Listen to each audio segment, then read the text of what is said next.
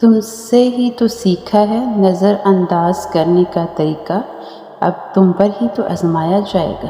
کھانے میں کوئی زہر گھول دے تو اس کا علاج ہے، مگر کان میں کوئی زہر گھول دے تو اس کا علاج نہیں۔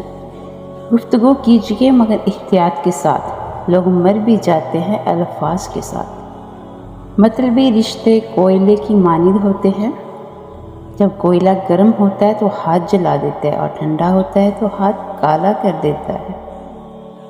یہ بس ایک کہاوت ہے، آپ اچھے ہیں تو آپ کے ساتھ اچھا ہوگا۔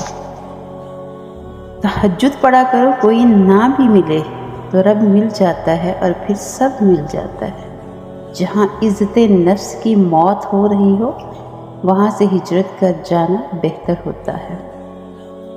کوئی شخص آپ کے دماغ میں ہر وقت کیوں رہتا ہے اور آپ اسے کیوں نہیں بھول سکتے؟ نمبر 1، اس شخص نے آپ کو بہت تکلیف دی ہے جو آپ کو اس سے یہ امید نہیں تھی۔ نمبر 2، اس شخص کو آپ نے سب سے زیادہ چاہا اور پیار کیا ہے۔